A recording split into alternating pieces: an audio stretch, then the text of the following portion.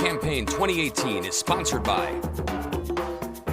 Wisconsin Hospital Association, Wisconsin Counties Association, Wisconsin Realtors Association, Marshfield Clinic Health System, AARP Wisconsin, and Campaign 2018 partner Milwaukee Journal Sentinel.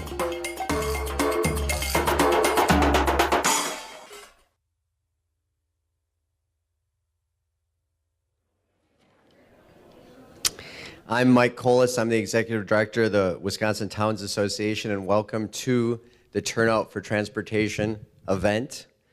For those of you that have stayed with us after the Towns Association Annual Convention, thank you for staying. And then for those of you that drove in today, thank you for coming, and welcome to this Turnout for Transportation election focus. This is sponsored by the Transportation Development Association, and in a moment I will introduce Craig Thompson, the Executive Director. We work very closely as a Towns Association with TDA, as they also work with the counties and the cities and the villages and the freight folks and the builders of roads and the aggregate folks. They're a transportation advocacy group, and they, like us, believe that we need to form a long-term sustainable solution to the transportation dilemma that we have in the state of Wisconsin, so that we can have a 21st century economy with a 21st century infrastructure, not a 21st century economy with a band-aided 20th century infrastructure. Before I introduce Craig and hand the mic over to him, though, I do want to make a few introductory remarks. We in towns, and I'm going to focus on towns for just a moment, have 54% of the roads in the state of Wisconsin, 62,000 miles. We, along with counties, cities, villages, have the roads that are often referred to as first and last mile roads. I live right in this area. We're in Stevens Point today. We are a stone's throw from Fleet Farm. Fleet Farm is 23.2 miles from my front door to their front door. I love Fleet Farm. And when I get wood at Fleet Farm, that is the last mile. Well, the first mile was probably somewhere in northern Wisconsin on a town road or a county road. I don't get that lumber until that timber is cut. That first and last mile is very important. Today, we had a long night last night at the convention, so I got up a little late, and I went over to Quick Trip and got some milk, because I love milk in the morning, and we didn't have any down here. That milk at Quick Trip, that was the last mile for that milk. That first mile was probably somewhere on a town road or a county road near a dairy. That milk doesn't happen at Quick Trip without first and last mile.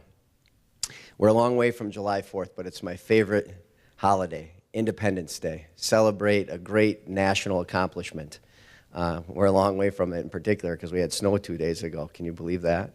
On July 4th, if time permits, my kids and I, my wife, get up. We get on a road in the town of Scandinavia, Wisconsin, and that's our first mile. Sooner or later, hopefully we're on a last mile, buried in the woods somewhere, spending money on tourism in the state of Wisconsin.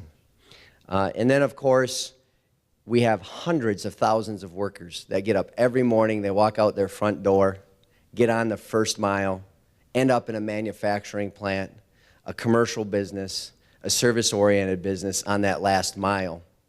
And again, we need that first and last mile, or none of that happens. Without first and last mile roads, we don't have agriculture, timber, tourism, or manufacturing economy in the state of Wisconsin.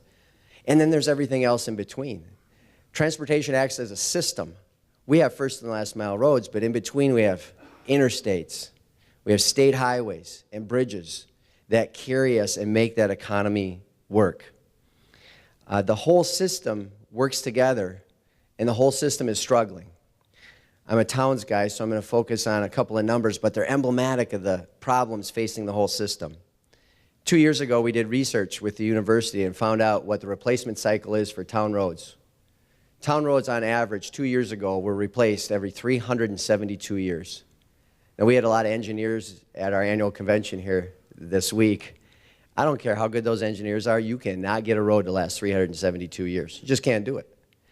We have over, in cities, villages, and towns combined, over 500 bridges that were built before World War II. Those bridges were built for a 20th century economy. Some of them, quite frankly, for a 19th century economy. And we're trying to move equipment that is bigger, heavier, wider, And that's important because it's efficient for those businesses across bridges that were built for 20th and 19th century purposes. The questions that come up, which Craig is going to facilitate answering today through a great panel that he's developed along with Debbie Jackson at the TDA, the question that they're going to address is, do we want to have a 20th century economy with band-aided 20th century infrastructure? Or do we want to have a 21st century economy with 21st century infrastructure? I know what I want the answer to be on behalf of towns, and I'm sure we'll hear from our speakers today what their answers will be. I hope they agree with me that we want to have a 21st century economy with 20th century infrastructure. With that, I'm going to hand it over to Craig Thompson, who has developed a tremendous panel for you here today. We're very interested in hearing what they have to say, and we're very interested in hearing the questions that you might have for them and what you have to say about transportation. Let's give a warm round of applause to Craig.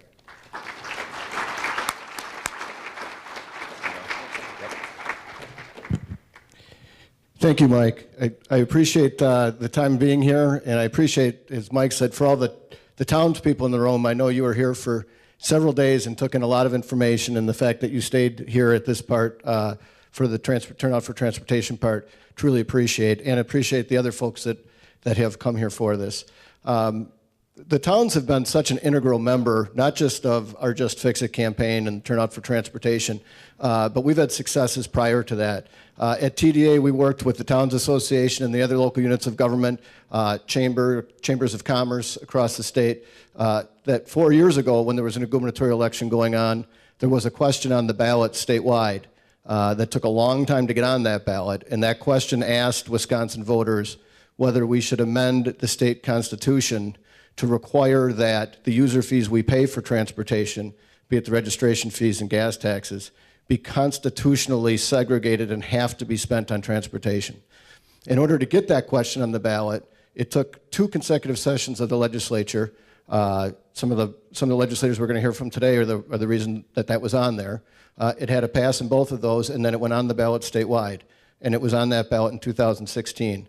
We got an 80% yes vote on that question in 2016, and our state constitution was amended so that our user fees are now constitutionally required to have to be spent on transportation. That was a significant victory. It was over 1 million votes statewide. Unfortunately, after that, we were hoping that that would help really pave the way more to a sustainable funding solution for our entire transportation network. And from our standpoint, we're not there yet, which is what really inspired us to launch, on the heels of that Vote Yes campaign to amend the Constitution, to launch the Just Fix It campaign. As Mike Cole has said, and Mike has been at the tip of all of this and has been a tremendous partner, and nobody talks about the entire system better than Mike. And from our position at the Transportation Development Association, our economy in Wisconsin, our agriculture, our manufacturing, our tourism, we are the second most transportation dependent economy of all the states in the country. And quite frankly, when we talk about that system, it's even beyond the roads. We have 81 public transit systems in this state. We have 127 commercial use public airports in this state. We have 29 commercial ports in this state. We have 10 railroads, including 4 Class 1 railroads. And of course, we have 115,000 miles of state and local roads that Mike was talking about, the component of that with the first and last mile. It's that entire system that really is the lifeblood for our economy here in Wisconsin. But when we talk about funding, a lot of it does come down to the funds that come into our state is on the road side. And the vast majority of the expenditures on that, from a state standpoint, are on the road side. And the way we fund that in Wisconsin is through a user fee system, as I was alluding to previously. It is when we pay the 30.9 cent state gas tax when we fill up our car each time, and when you send in the $75 each year to get that sticker on the back of your license, those dollars go into what is now a constitutionally segregated transportation fund. And that user fee system goes back a long way in Wisconsin, and quite frankly, in the United States, as a way to fund transportation. The idea is that the users pay, and the more you use it, and the more you pay. The only problem with that system is that that method of taxation or of funding for transportation works differently than the way we fund the rest of transportation, or I'm sorry, the rest of government in Wisconsin. So if you look at the general fund that funds our education, our K-12, our UW, our Medicaid, our Medicare, shared revenue for locals, really the rest of government. The main sources of income for that are the sales tax and the income tax. Those are percentage-based taxes. So income tax is a percentage of income. Our legislators don't have to go in and vote for an income tax increase each time just to get some cost of living increases, because it's a percentage base. As incomes rise, that same percentage applied to those rising incomes is applied, and more money comes in, hopefully if we're not in recessionary times, more money comes into the state to help them meet their financial needs. The sales tax, 5% or 5.5%, depending on what county you live in the state, is applied to the cost of goods. As the cost of goods, as there's inflation, those go up, the amount of revenue that comes into the state naturally increases, and they get some increases to keep up with rising costs. Property taxes, you as town officials in the room know only too well, based on the valuation of the home. As those values go up, there's some natural growth. And I know you have property tax limits, but there's some natural growth that comes in. That's not the way these user fees for transportation work. It's a set amount per gallon, and it's that, whatever it's at now, the $75 for registration fee.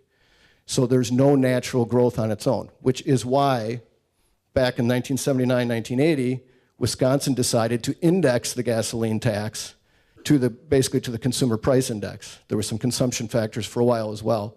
But the idea was to make those user fees work more like taxes do really for the rest of government and have some increases to keep up with inflation. And we did that from 1980 until 2006. In 2006, for a variety of reasons, we got rid of indexing the gasoline tax. It's 12 years later now in 2018, and we have never gone in to vote up or down on adjusting that tax since then, since it didn't adjust on its own.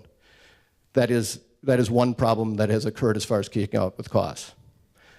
To compound that problem, we've decided to flatline that main source of revenue at a very difficult time in order to do that, because in Wisconsin, like in the other 49 states in this country, we were connected in the 1950s by this massive undertaking of building our interstate system across the United States, which facilitated one of the greatest economic boons ever seen in the history of the world.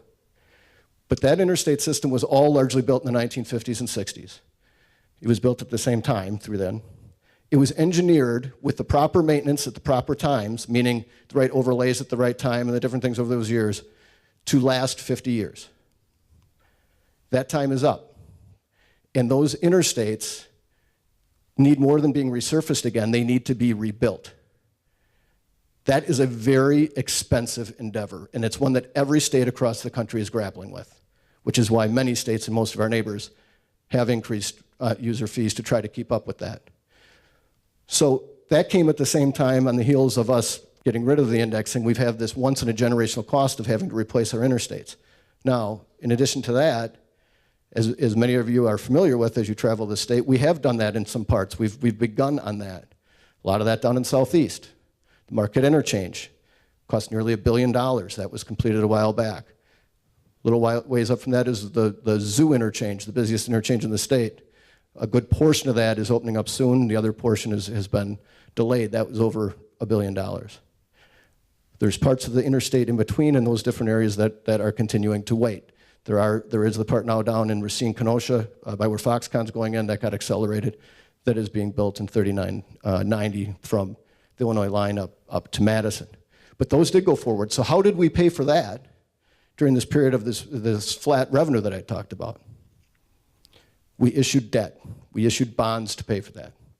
Now, there's nothing wrong with using debt for long-term capital expenses, but it depends on your ratio to income, and we didn't adjust the income ratio part at all. We just adjusted the debt part up significantly. So now, get to 2018, and for every dollar we do have coming in, 20 cents has to go off the top to pay our creditors for debt for the projects that we already completed.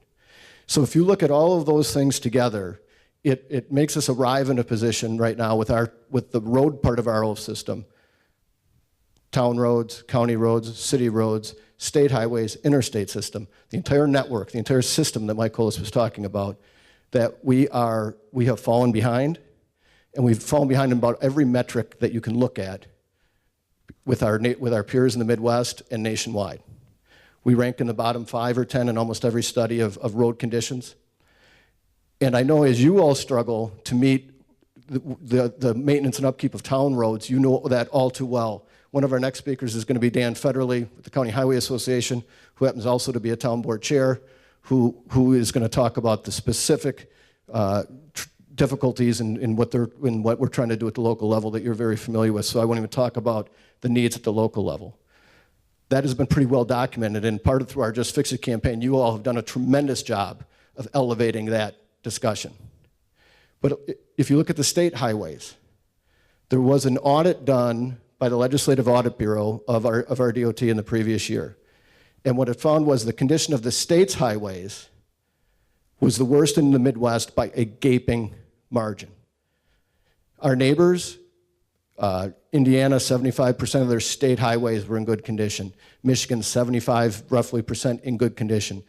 The worst state other than us was Iowa. They had 52% of their state highways in good condition. And then there was Wisconsin.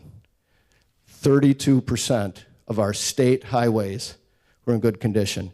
And oh, by the way, this snapshot in time, since that time, these states that were already in so much better shape, Indiana, since that time, increased their gasoline tax 10 cents. Michigan increased their gasoline tax 8 cents. Iowa increased their gasoline tax 10 cents.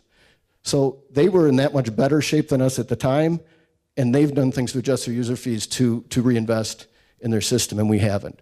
So for all of these reasons is why that we really have engaged in the Just Fix It campaign over the last 2 years, and so much that has been done with the towns and the counties and the cities. And I just really want to, thank all of you in this room because you've been so critical in this, and it's taken a lot of different forms. We've done a lot of different regional meetings.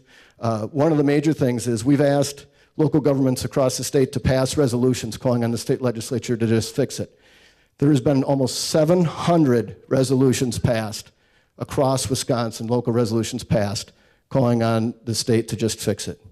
Many of you participated. We had a Turnout for Transportation event where we asked all of the local governments across the state and all the 72 counties to hold a town hall meeting on one night, just called Turnout for Transportation, to raise the spotlight on transportation issues.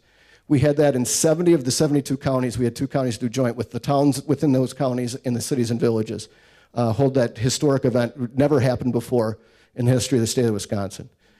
We've been working with county highway commissioners and others to do rough road tours in different areas of the state where we've invited the local officials and state elected officials and the media to come along. And that's been covered tremendously. And more recently now, we're holding these legislative forums. This is our 3rd of 4 to be holding around the state. And the purpose is to talk a little bit, to provide some base level information, but then to invite our both incumbents and those folks running for the state legislature, because we believe that's the place that this needs to be addressed at, to come and share their position on transportation with you. Because from our standpoint, this is absolutely not a partisan issue. And by the way, I will tell you, of the 132 legislators that are out there right now, not to mention the candidates that are running for office, I would argue that the vast majority have been on the side of wanting to find a sustainable solution for transportation of both parties. But we have not gotten to that point that we've actually passed and signed something into law that is sustainable. So it is not a partisan issue, but it is a political issue. And our goal is that while you may decide to make your vote and cast your vote on a myriad of issues, transportation, I think, is one of those that's an important issue, and we want to be as informed as we can as where the candidates stand on those issues. So we're thrilled that our friends at WisconsinEye are here today filming this. If you ever have a chance to go to WisconsinEye's website, they have interviewed almost every single candidate for office and asked them about transportation as well as healthcare and all kinds of issues, and they're all logged on there, and I would suggest you go there and see that too as far as becoming informed. But we're happy that they're here, and our goal again is to continue to elevate this issue. We believe that this cycle around, transportation is more in the news than it has been in previous cycles. It is more discussed in these campaigns, I believe, for state elected offices at the state assembly, state senate, and gubernatorial levels.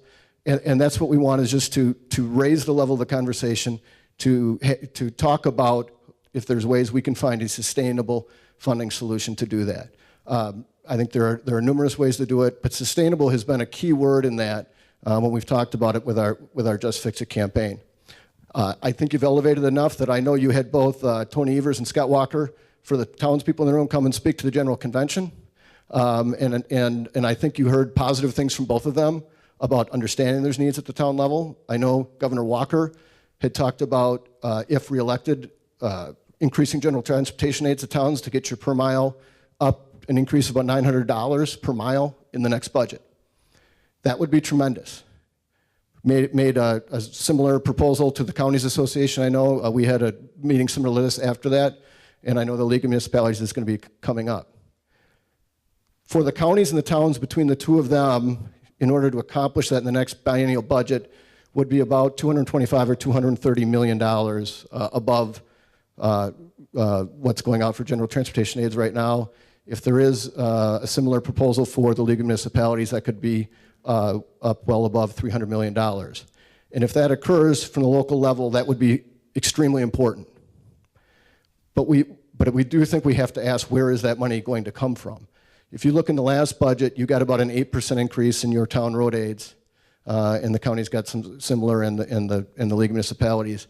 And without new revenue in that budget, in order to accomplish that, we had to cut funding to the state system fairly significantly.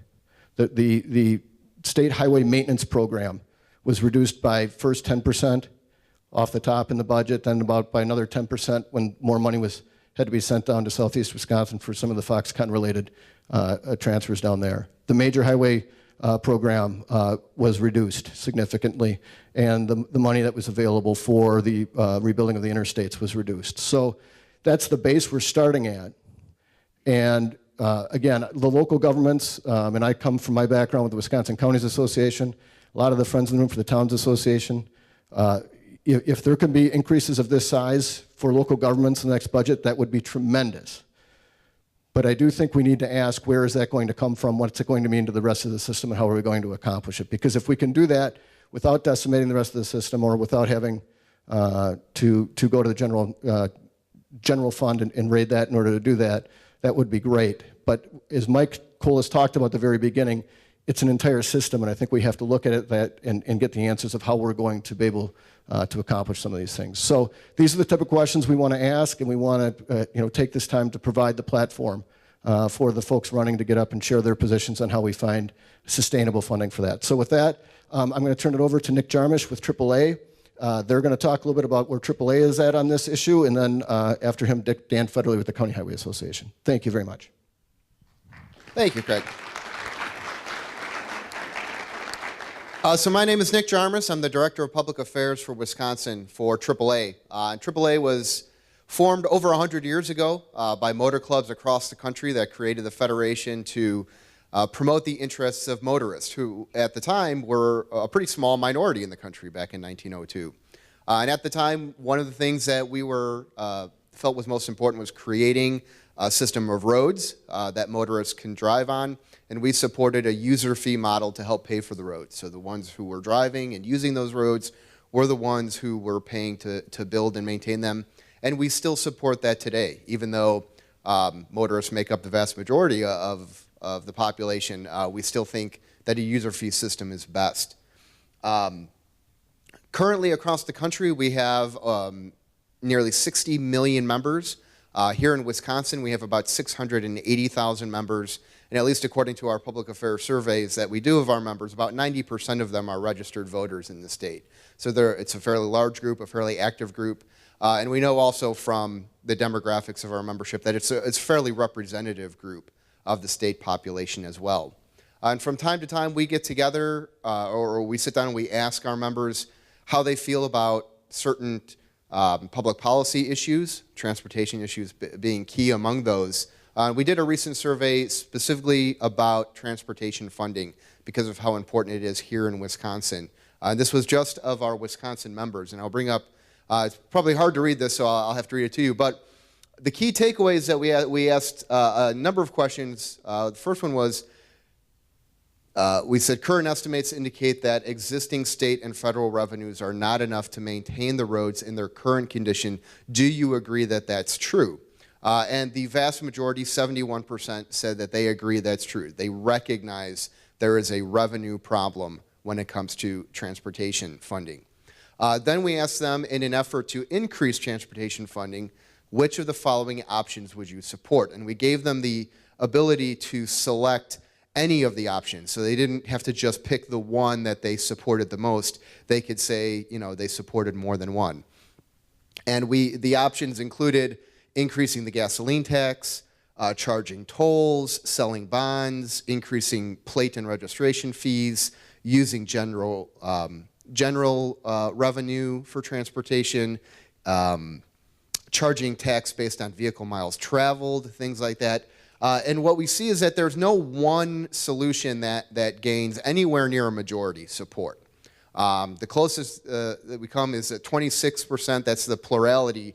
26% said that they would support an increase in gasoline taxes, which on the one hand seems a little discouraging, but when you think about one of the lowest options was none of the above, which only got 16%.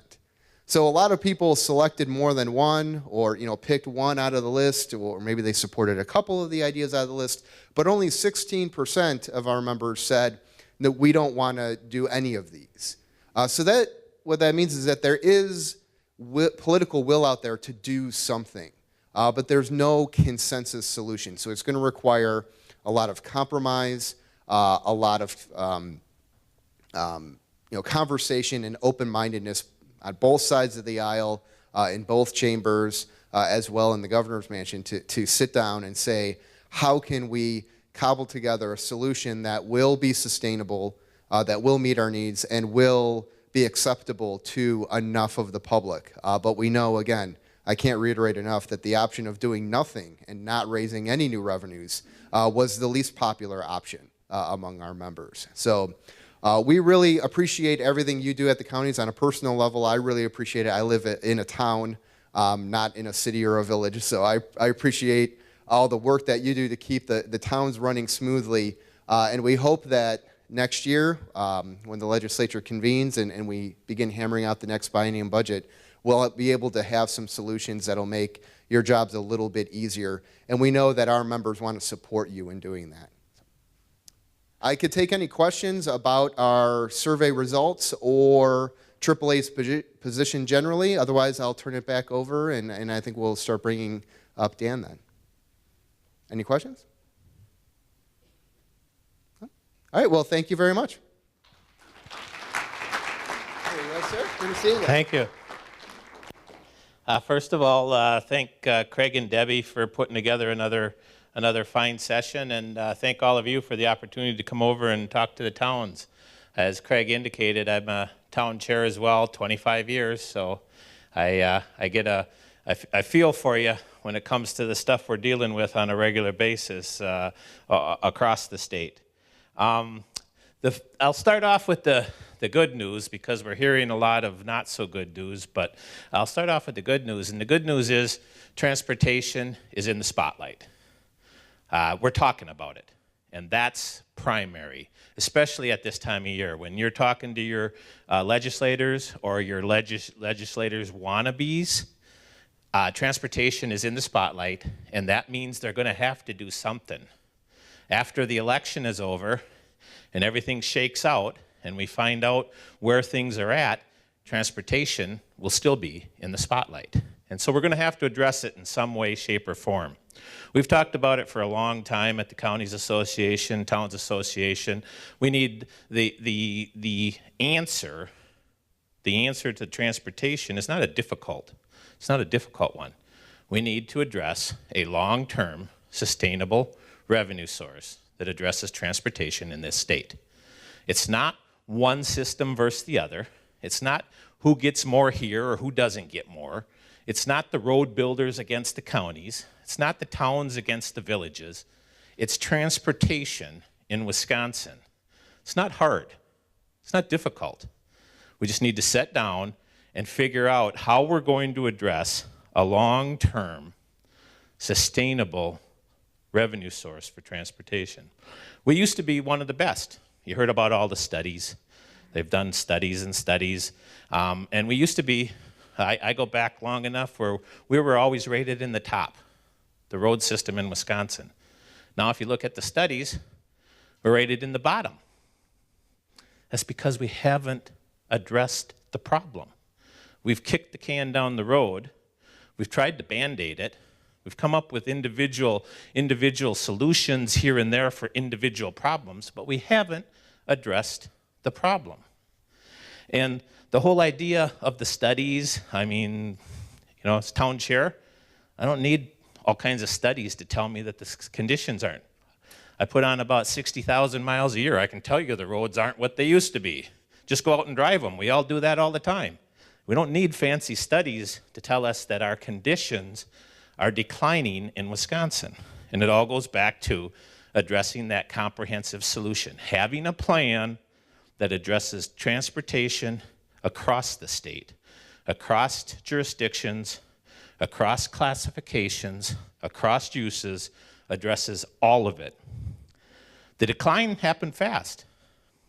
As town folks, you know like I do, we're used to taking that long, slow crawl out of the hole. We're used to doing things in a long, sustainable manner, because that's how we have to work at the town level. You don't get things right away. It's not a I want, it's an I need. And we have to address the needs, not the wants. And that's what's going to happen in transportation. It's not going to happen tomorrow. There is no magic solution. We can't expect one of the legislators that want to be a legislator to stand up and say, I have the answer. No, it's a long, slow commitment to the plan to bring us out of this so that we can work collectively, collaboratively, cooperatively to address the whole system. We heard the administration talk about general transportation aids. Just an editorial note, personal perspective, when you're talking to your legislators, don't let them think they're doing you a favor by giving you general transportation aids. The state is purely the fiscal agent to distribute our money back to us.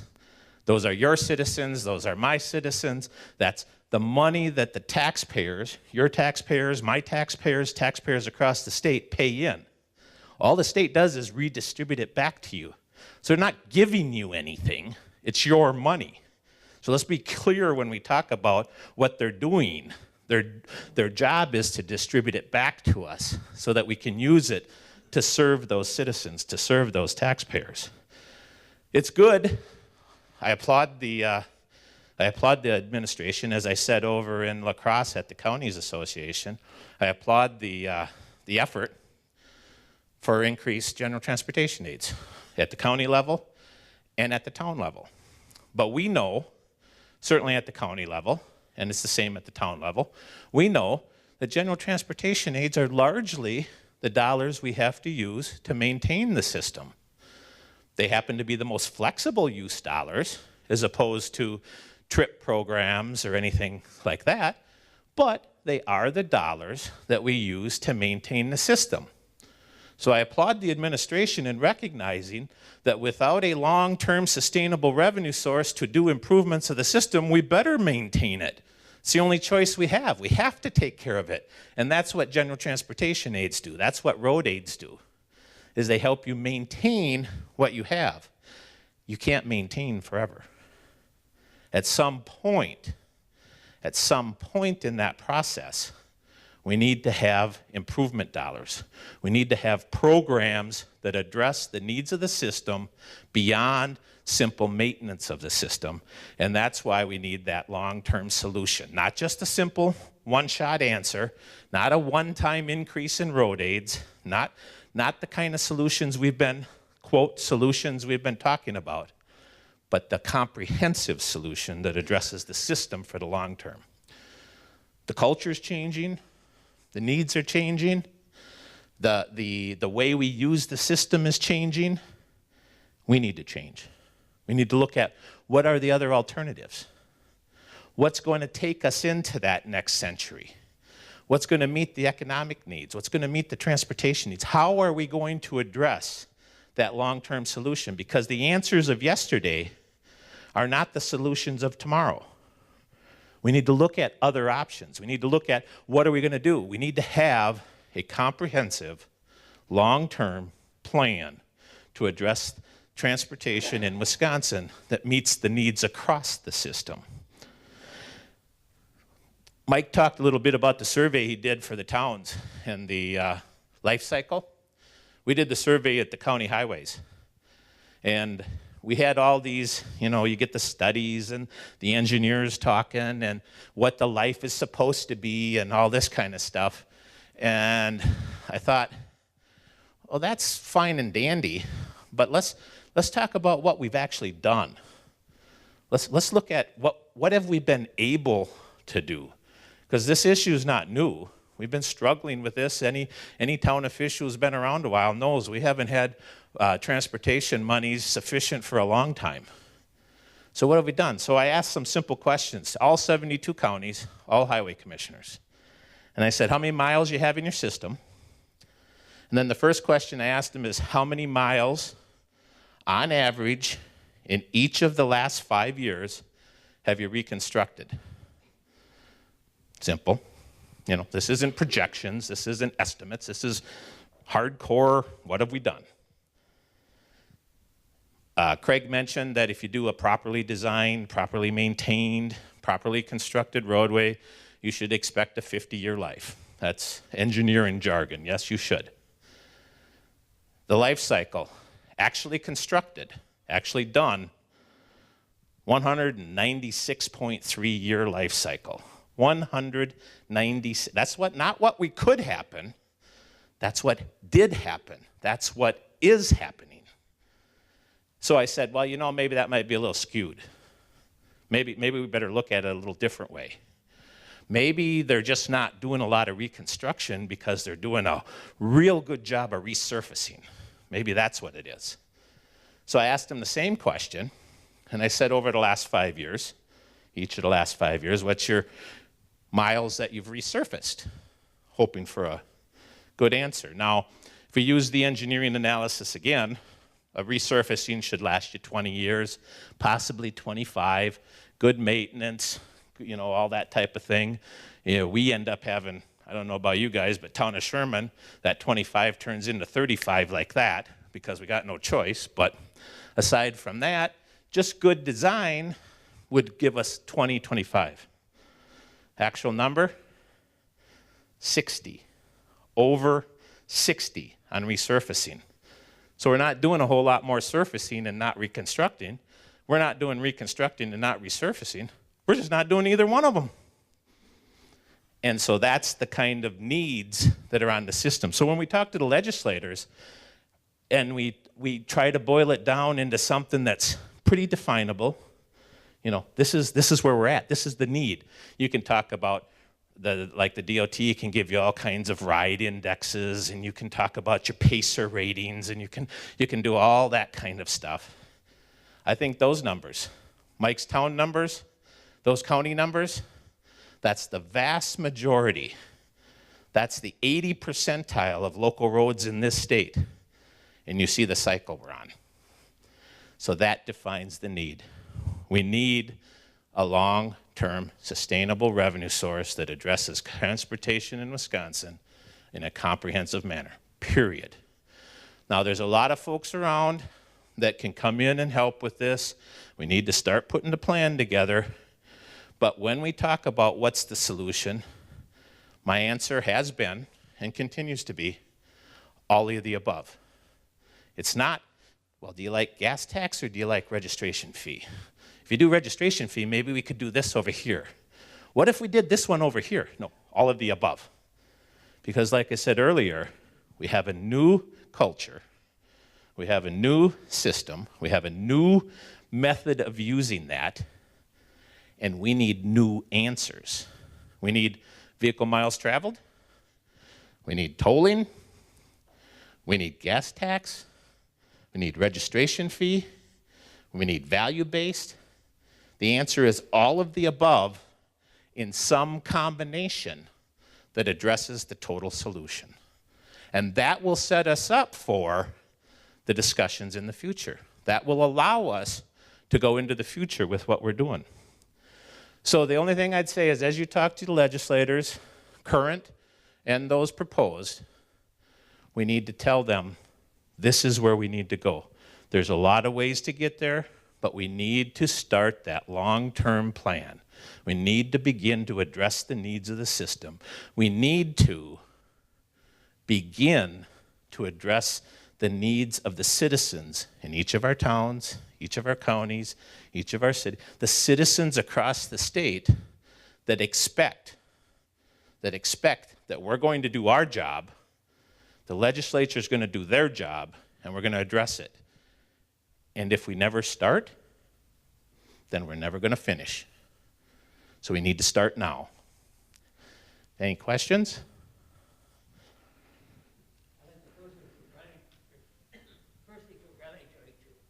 I've been going to meetings for 2 days. You're the first person I could understand speaking. Good. I've never been accused of being quiet or shy. That's for sure. You do not pronounce the word individually. I understand. I know the problem here. I can't hear. Thank you. I appreciate that. Anyone else? Very good. I thank you for the chance and the opportunity. Thank you, Craig. It's always good to see Craig.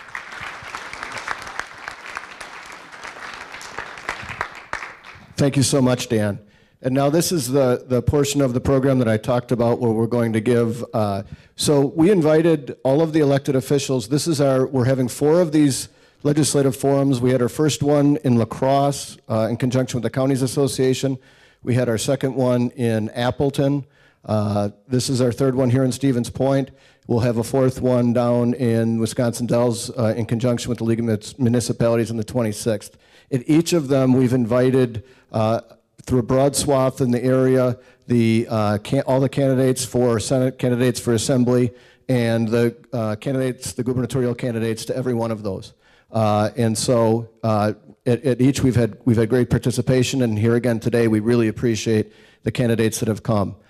For the candidates for governor, we know having been, with the demands in their time, and both of those candidates were here at the Towns Association just yesterday and the day before. We offered them that they could, if they couldn't make it in person, that they could send a proxy or even a video if they so chose. So today, our first speaker is going to be Maggie Gao, who is the campaign manager for Tony Evers. Governor Walker was unable to have anybody at this event, but please join me in welcoming Maggie Gao with Tony Evers' House.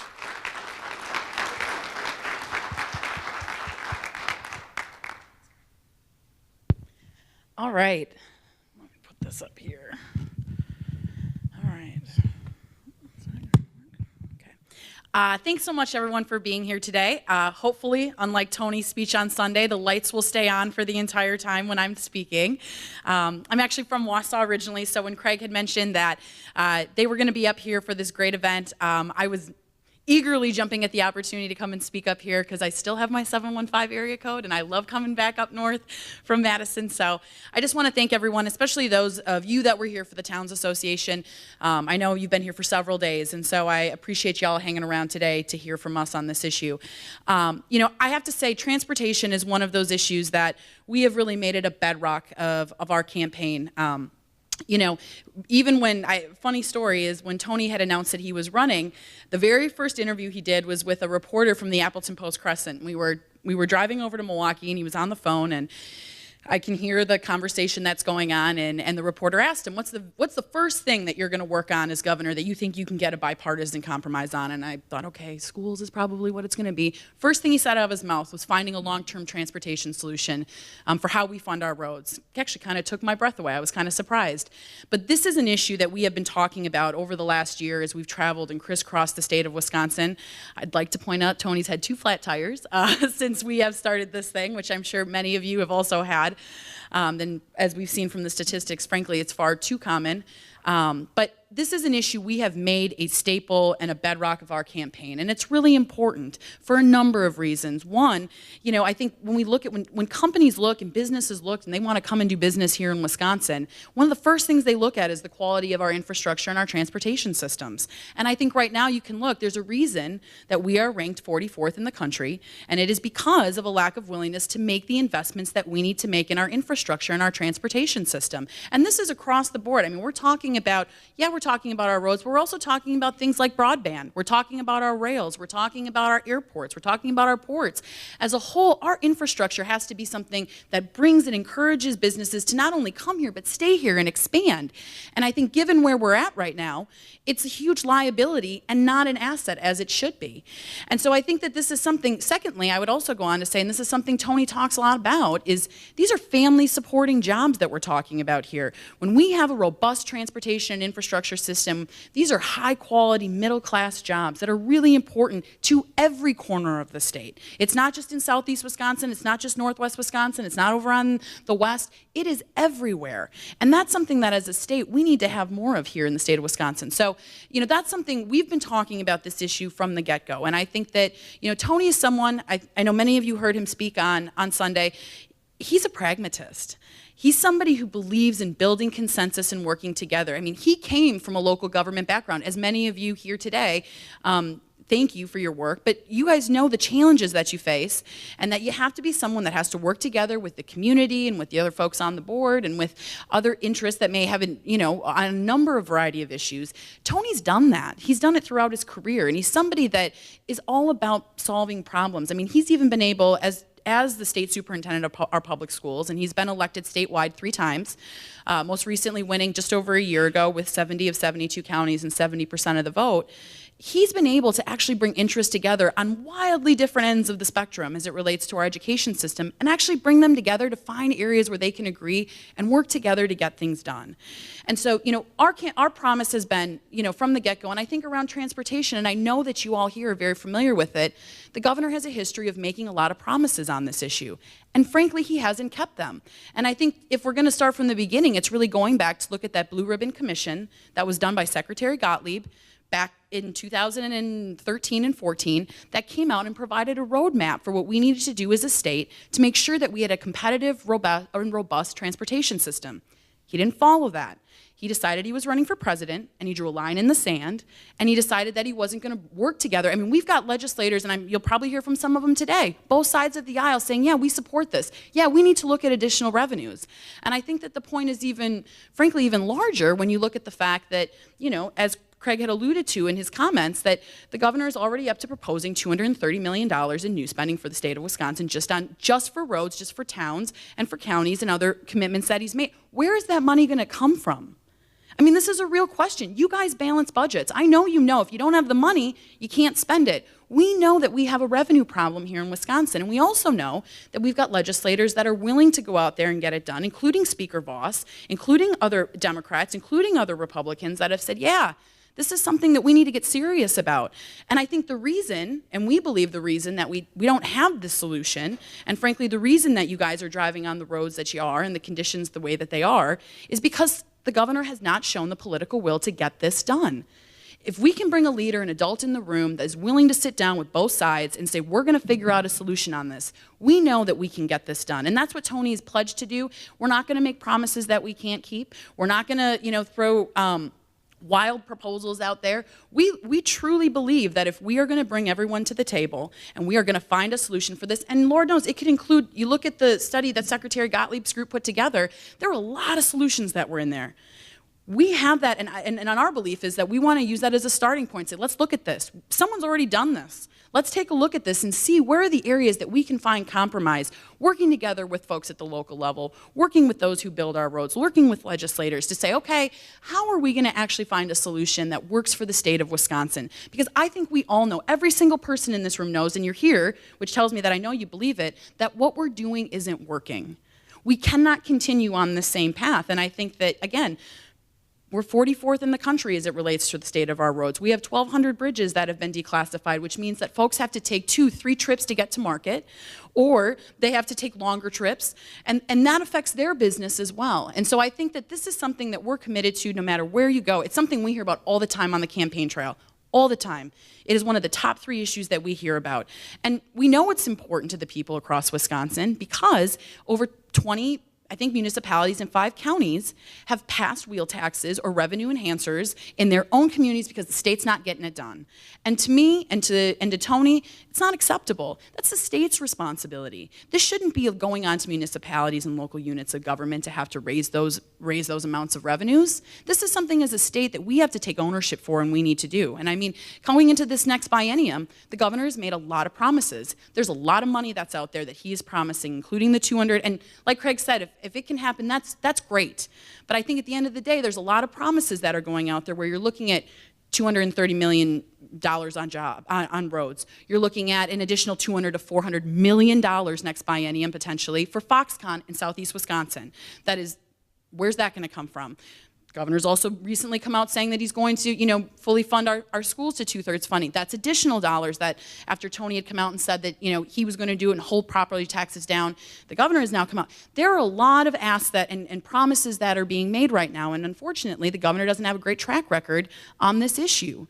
So, like I said, Tony's not going to make promises he can't keep. He's a pragmatist at heart. We want to work with all of you to find a solution to this crisis, and we believe that we can truly get it done. So, on that, I'll end my remarks right there. I know you guys got a lot of speakers. It's been a long weekend, but I'm happy to answer any questions for folks if they have any. Yeah. Wait one moment, please. Oh, sir. Could you speak into the mic, please? Does he have a proposal he's going to take to the Senate and Congress as far as how he's going to do this? Yeah. Well, the first thing I'll say on that is there's a lot of, the first thing I want to kind of preface before I get into that is there's a lot of stuff that you guys are probably seeing on the TV and on your computers and on the radio that talks about Tony wanting to raise the gas tax $1. That's ludicrous. It's baloney. He never said it. That's not going to happen. And I want to address that from the get-go. The second thing that I would say about that is what Tony has said is that all reasonable options are on the table. And I think one of the reasons we believe that looking to the study that was done by Secretary Gottlieb, who, by the way, came out and said that the governor was being misleading and not being honest about Tony's comments on the gas tax, we believe that that's a great place to start. But one of the things that we're really sensitive to is if you're really going to build a coalition and you're going to work with stakeholders to find a solution, putting out a benchmark of where you want to go puts a big X on your back and a big target on your back. And so in the hope of trying to work together with all of the stakeholders to make this happen, we want to bring November 7th, moving forward, we're going to get everyone in a room and we're going to say, okay, how are we going to make this work? But I think at this point for us, we want to go back to that 2013-14 study and use that as kind of as a starting point to say, okay, here's some options that have been identified. But at the end of the day, that's a solution that we have to hammer out with you all and with communities and with stakeholders to find that solution because it's too much top-down coming from Madison. And we believe that this is a solution that really has to have everyone at the table working together to get it done. Any other questions? Oh, that was easy. Come on. All right, well, that sounds good. Thank you so much, everybody.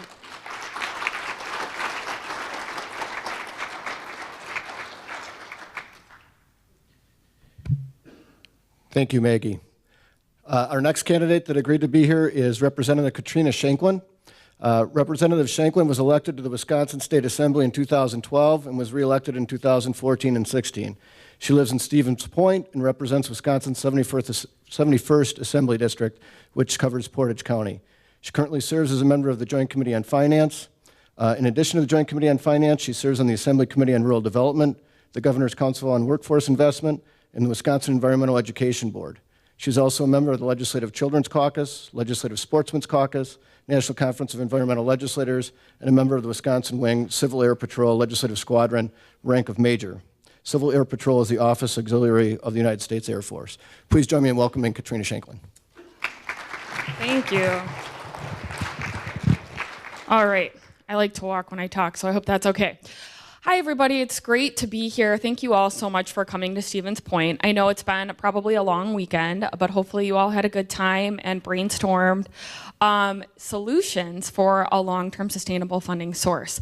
So just to put things in perspective, I'm really glad they had so many fantastic presentations before the candidates and elected officials who were talking, because I think the Gottlieb study was really critical for our state. It laid out options for multiple avenues, and it gave the public a chance to weigh in. Former Secretary Gottlieb came up to Wausau in one of his hearings when the bipartisan commission put out several options to choose from in a long-term sustainable transportation funding source.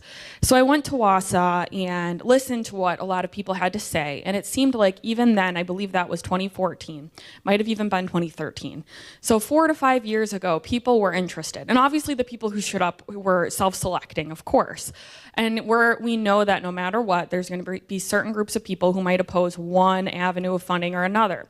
So I think it's incredibly important for us to travel the state, hear what people have to say, hear from our local elected officials, and listen to you. And I think if there's one thing we have seen in this election cycle, like many other people before us have said, it's that road funding, bridge funding, and just the general philosophy of government being one of the main goals of government is to protect and invest in our infrastructure, right? I say this all the time. We all pay taxes. We pay it dutifully. Some of us may grumble about it.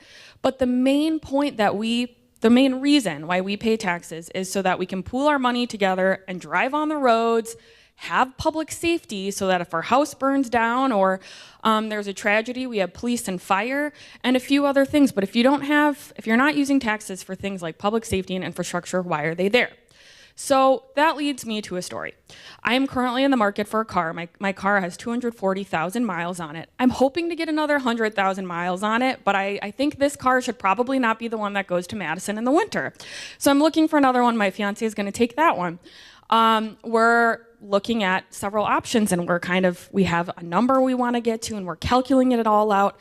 And when we're sitting down, we're adding the title, we're adding the tax, and we're adding the wheel tax to it, because my county, Portage County, is looking at a wheel tax.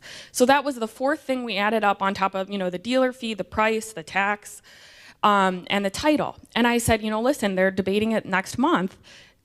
Tack on another $25 because we have a limit. And he's like, really? I was like, yeah. And other counties and municipalities have done it, and more are debating it. And I said, the hardest part for me looking for cars is that the tax actually, that, depending on what car you're getting, it's anywhere from $500 to $1,000 to way more than that, right? But I'm like, that $900 or whatever it is, I would love for 100% of that money to be spent on my local roads and bridges. I would not resent paying that for a second if I knew that $900 wasn't going straight to Foxconn or wasn't going straight to a company in southeast Wisconsin related to it, or the roads related to it down there. But the fact remains that that's where a large portion of our current tax dollars are going. And I think, you want people, when they pay their tax bill every year, to feel like it's fair and to feel like it's an investment and to feel like they'll get a return on their investment. But in the 6 years that I've been in the legislature, I've seen a growing philosophy from people of all parties that they're not getting that return on their investment, and I happen to agree with them. Because, as a speaker said before, those general transportation aids, those are your dollars. The state didn't create that money. That money came from your communities, and you have a right to get that money back instead of it flowing to one part of the state over another, or one pot of money or another. So I think we need to be more judicious about that, and we need to be more fair about that. And I also want to second what Maggie said earlier.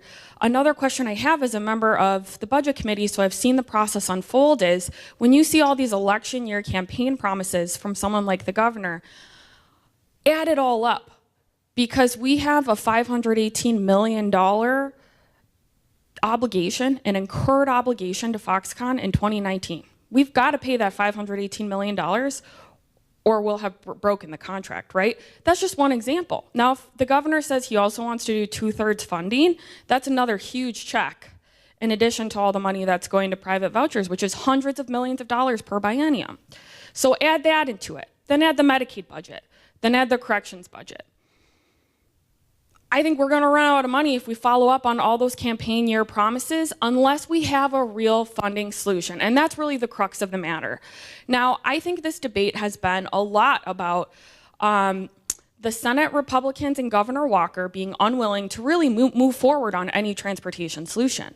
When the budget first came out, I went to my colleagues across the aisle and I said, okay, let's work backwards. What are you guys willing to do? Would you ever be willing to vote to veto to override the governor's veto on something? And some of them were like, you know, maybe, like if it was a really good plan. And the Senate Republicans are like, that's a joke.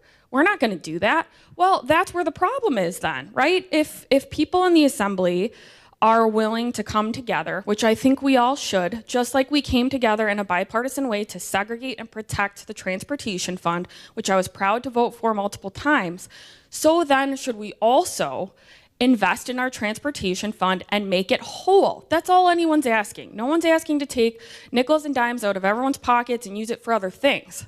What we're asking for is the basic promise that when you pay at the pump and you do your registration fee every year, that money goes to the roads and bridges across the state, hopefully to your community, not just one community or one part of the state, and that it grows or stays at least whole over time. Now, as we have more fuel-efficient cars, we all know this. We need a better solution than what we have right now. I think one thing the legislature should explore, and that I've asked just about everyone I talk to on this issue, is what about going back to indexing? And what if there's an exit ramp in case it gets crazy, right? Because I think that's some legislators' issue or question is, okay, well, is it going to go up every year? Well, what if there's passive review by the Joint Finance Committee, the Budget Committee, so that if there is an issue, they have the opportunity to hold a public hearing, they can call in the DOT secretary, they can call in the Legislative Fiscal Bureau, and they can talk about it. And that way there's a check to that indexing, but at least maybe we should look at it, right? I don't think we'd be in this mess, frankly. We'd have at least $1 billion more if the legislature would have just let it lie. And so I think that's one possibility. Another possibility I'd like to see is for the legislature to sit down in an open meeting and have a conversation either with the Budget Committee or another committee, maybe it's a joint transportation committee, where we have WisconsinEye there and we have leaders from both parties there and everyone's listening, and guess what? We can do a public hearing on this issue, have all of you come down, have the counties association come down, everyone gets a chance to talk, hold a public hearing on a long-term transportation funding solution, and then let those legislators on that transportation committee or the budget committee or both debate it and hopefully force the issue. I do have to say, I give everyone who's a member of the Just Fix It coalition a ton of credit for making this a policy issue, a campaign issue, an issue on the forefront of every voter's mind, every member of the media's mind, and every legislator and politician's mind. I think that's a great thing, but the fact remains that we have to do something about it in a very short amount of time.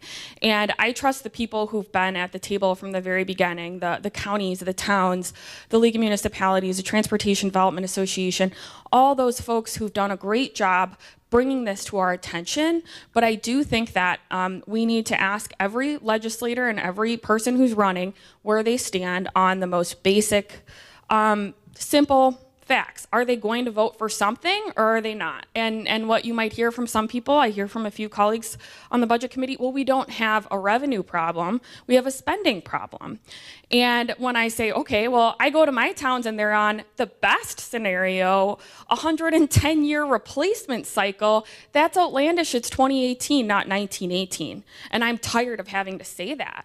So I think we need to create a sense of urgency and really make sure that we're electing people who are willing to work across the aisle to get this done and who are willing to take that vote instead of playing politics with it.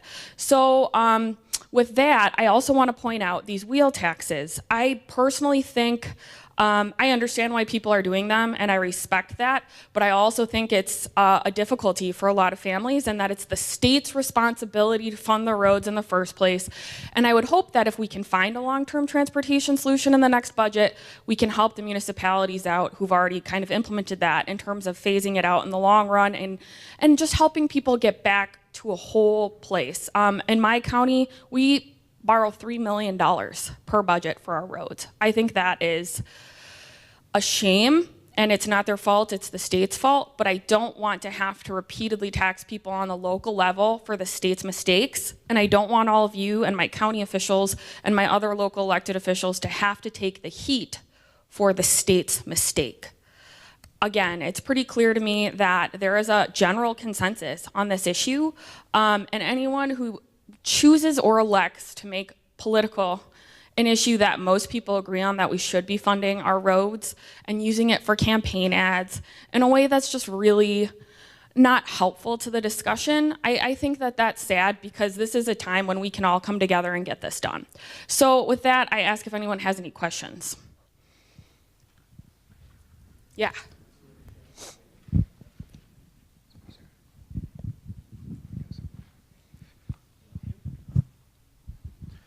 Since you're on joint finance, as is my representative, Amy Loudenbeck, you've had discussions already about different ways of funding transportation. For each penny of raise in the gas tax, how much roughly is that? Oh, that's a great question, and I forgot. Somebody here knows, though. Who has it? 32 million. Got it. Okay, so we have to go a long ways to get $1 billion. And then, in addition, have you guys also, on joint finance, also been talking about ways of equalizing taxes for vehicles that do not pay a gas tax? So there was a minor discussion in the budget related to hybrid and electric cars, and that was it. And so the registration fee was raised by, I want to say it was doubled for electric, so I think it went up to $150, and then I think for hybrids it was $100. And that was that really wasn't a conversation. It was one of those last minute, here you go, let's vote on it, no explanation type situations. But I will say, there were 2 proposals put out in the year since the budget, of the budget, and both were shut down extremely quickly. And Amy Loudenbeck actually was one of them, who I think she proposed a weight-based transportation system for trucks, transportation fee, and it was like 24 hours, maybe 48 if I'm being generous, and it was like, that's it. I think that, again, we need to have these conversations out in the open, because part of my frustration with what's going on is someone on the committee puts something out and within seconds it's like it's not even on the table anymore. What if we kind of went back to that blue ribbon commission model, but used members of the legislature, since they're the ones who have to vote on it, and have these public meetings out in the open so we can have those discussions. So I would say that's really about it in terms of the conversation. Although I did go, I went to members across the aisle and I said, are you guys interested in talking about how other states do registration fees? I personally think our registration fee is high enough, to be honest, but what I like about other states is they do it on a value-based, and I think that that is much more fair and less regressive. And they were like, you know, not really, we're not really interested in that. And so, as I said, I started working backwards. I was like, well, what is on the table? And that's part of the problem, is there really is no current structure in place in the legislature right now to have these conversations with the experts in the room. And I think that's the problem, is someone puts out a proposal, the press covers it, they read the 3 quotes from the different leaders and, you know, 1 business council, and then it's dead, right? Well, if we're going to come to a consensus, we need to be consensus driven, and that means having everyone in the room, including the legislators, including the towns, including the counties, and including TDA and everyone else who's a stakeholder.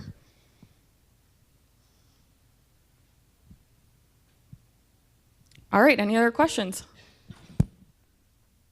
Thank you so much.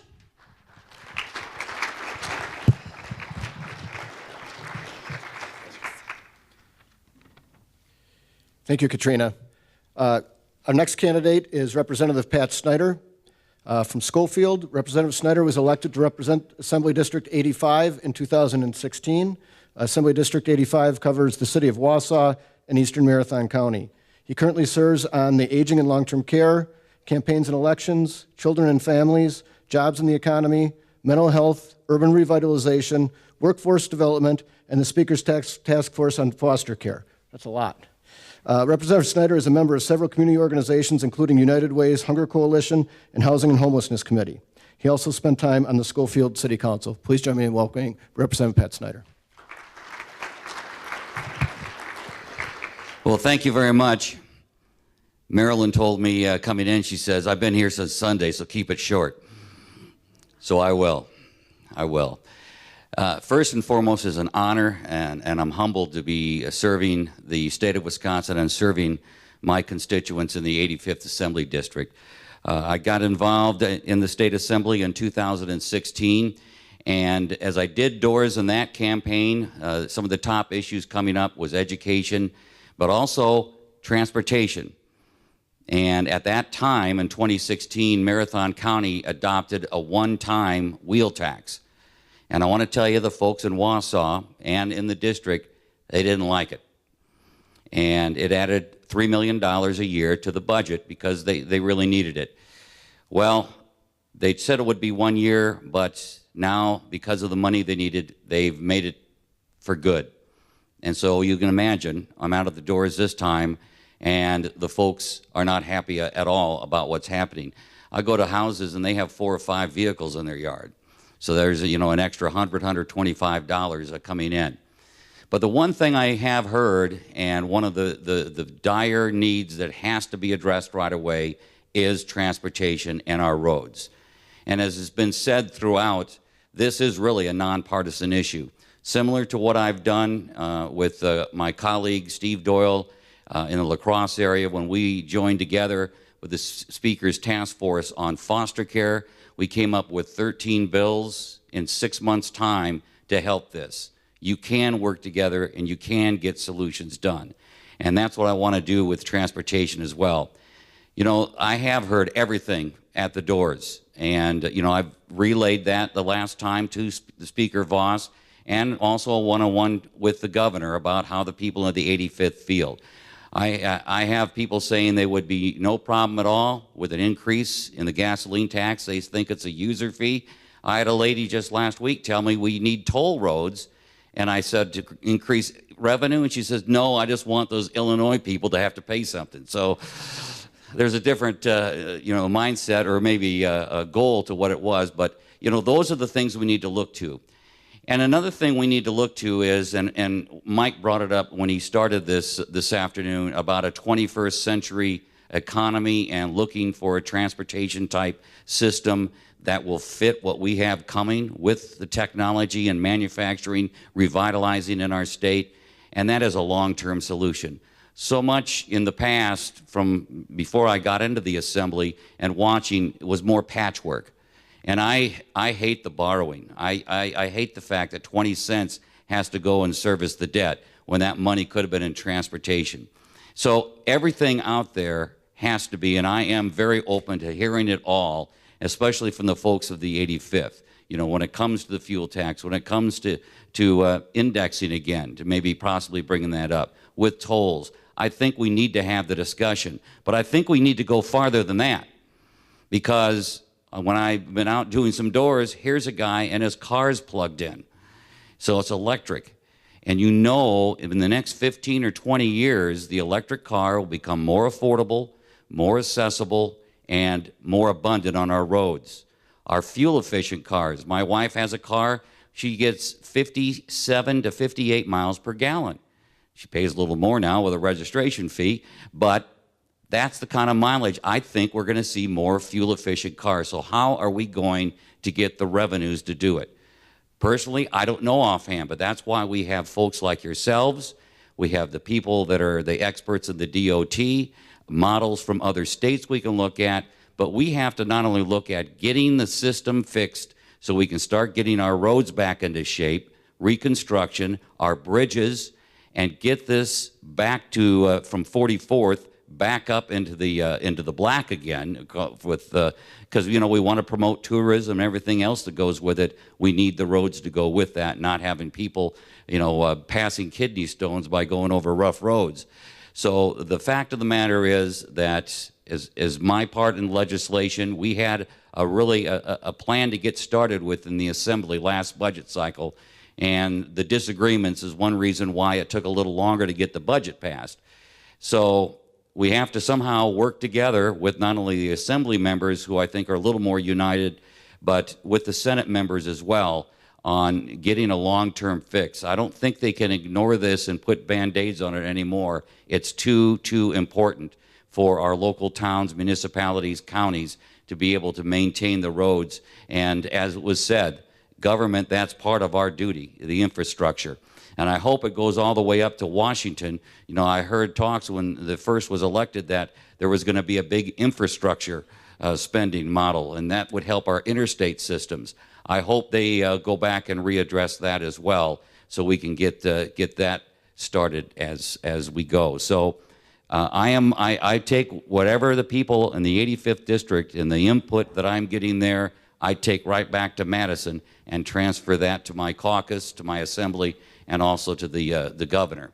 So that's about all I have to say. Short and sweet. Any questions?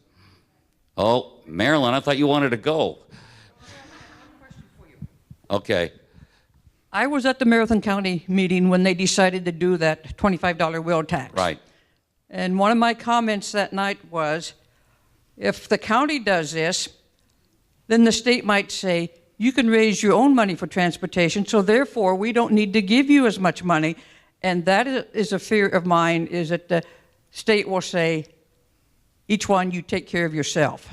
And I don't think that's right.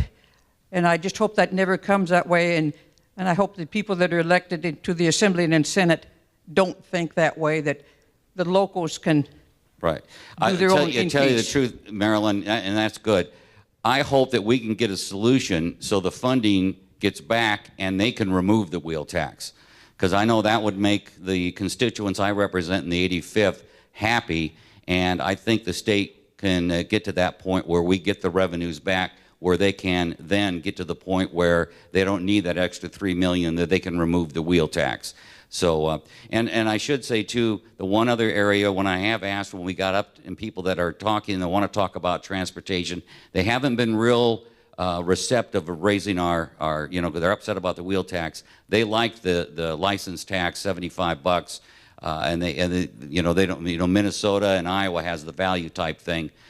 They weren't warmed up to it, but maybe they didn't know it all. But again, that's another area that we need to bring in front of us and be able to have good discussion about. But yeah, I would never go to that point saying, well, you can raise your own money.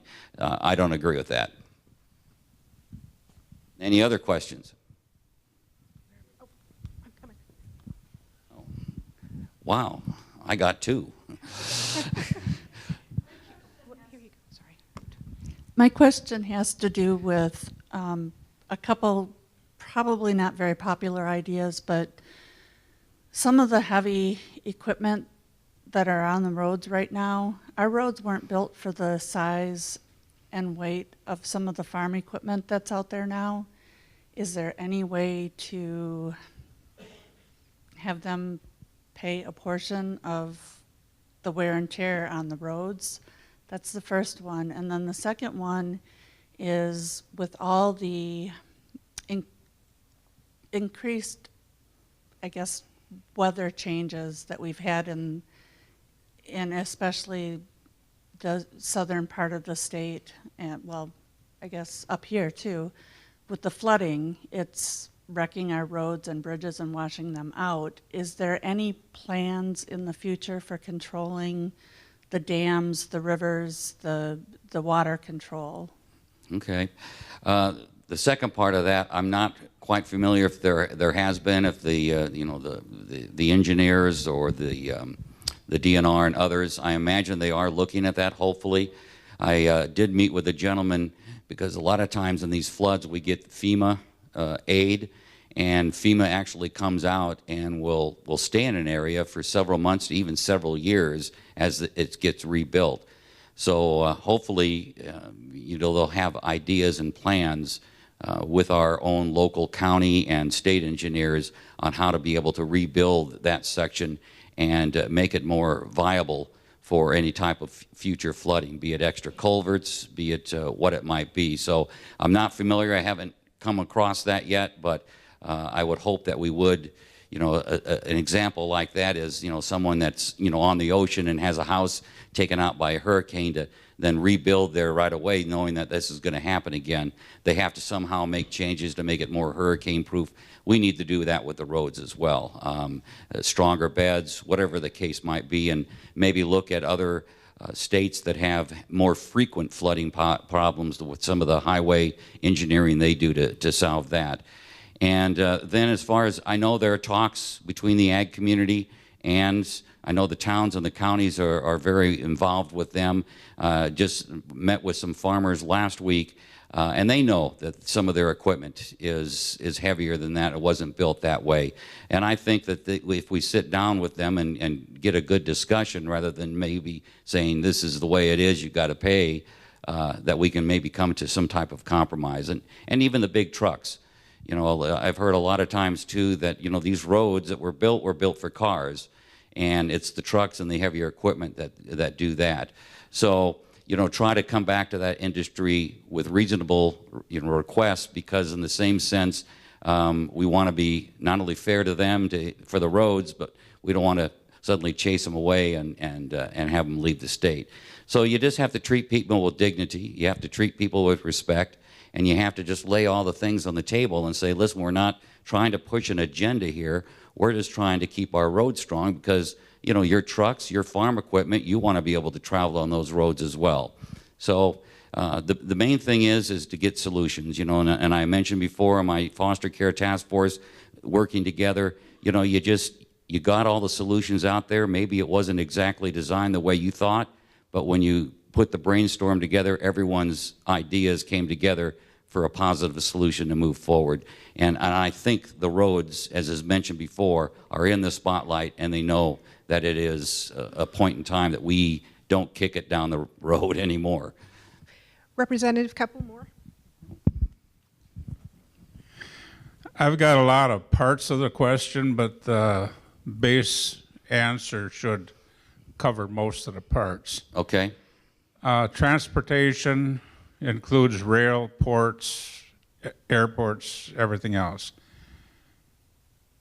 The portion that they pay into the fuel tax or the road aids collection is something that I'm not aware of. What percentage compared to what we're paying out to them in the transportation benefits. Mass transit, are they fuel tax exempt? The implements of husbandry tore up rural roads without any promised benefits that we were going to get a lot more money back to build these roads to their standards. Fuel efficient vehicles we've been talking about. But the big picture is nothing's going to work unless everybody puts into the pot. And the misconception out there is that nobody, or a lot of the aspects of people that are benefiting are not paying in a fair share. And this is my concern. I hear a lot about trucks, but trucks that get 4 to 8 miles per gallon are paying in a lot more per mile driven than the car that's getting 55 miles per gallon. So what is fair? What is the answer? And how do you think the legislature is going to address something like this so we're not just picking out one segment and going to throw a big target at that one and penalize them more than we're penalizing the others. So we're all in this together. We got to find a good solution. So you got any magic answers? I wish I did have a magic answer. I think you're right. I think we maybe have maybe not included everyone that should be included, and maybe not brought forefront to some of the people that maybe aren't, if you, as you say, paying a fair share. I would definitely like to, address to see what those. I don't have the numbers broken down in my head right now what it would be, but I do think that when we get to a general overall solution and a game plan for the years ahead, that we would have to incorporate that. So it is fair for everyone. And I think that's what most everyone wants, is something that's, you know, a level playing field and everyone is paying a percentage to how they're using it. So I understand your question. I wish I had a magic answer to it, but I don't. Since you're from Wausau, I work, every weekend I'm in a different city in the state for work. A couple weeks ago I was in Wausau, and the Sunday paper had this long article that they reprinted from the Journal Sentinel about the double billing of gravel for the zoo interchange. I understand the Department of Transportation has their way of awarding contracts, but certainly our town could figure out what to do with $400,000 if they just wanted to give it away. I would hope that when the Assembly and the Senate are back in session next year, that whatever appropriate committees will take time to look at how the department awards contracts and the way that they spend some of the money that they use on these large projects, because to have $400,000 worth of gravel just get paid for and never used seems to be not a good way of doing it. It's a terrible way of doing it. I agree. Sometimes the bureaucracy gets so big, I don't know if it was an oversight or what it was, but I know Secretary Ross. I knew him back when he was mayor of Superior, and he took over as mayor of Superior when Superior as a city itself was in the red, and he turned it around and got it into the black. So I'm confident that he'll be able to go in and hope things like this does not repeat itself in the future. But I think transparency, accountability, not only for our Department of Transportation, but for all of us in government, needs to be there. Because you know, that's right, $400,000 will go a long way in a lot of different things. And there's no excuse for it. So I agree with you on that. All right. Thank you very much, everybody. Thank you, Pat. Thank you, Pat. You win the prize so far for the most questions.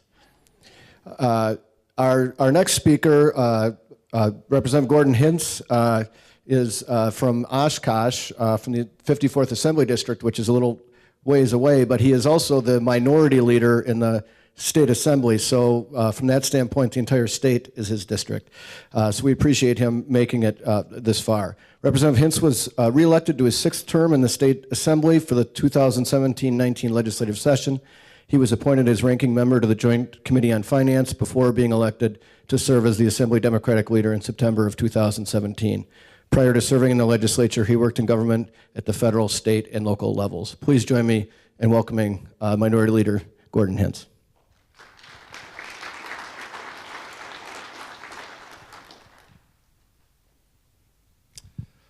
Thanks, Craig, and thank all of you today. How many of you are tired about discussions about the need to fix our transportation system? Because I feel like I've been in this room before and I've been in a lot of other rooms. And the reality is it's been going on too long. The time to act was a while ago. And it didn't used to be like this. I mean, the reality is there were a lot of things that were sort of things that our state just did. Natural resources, education, infrastructure.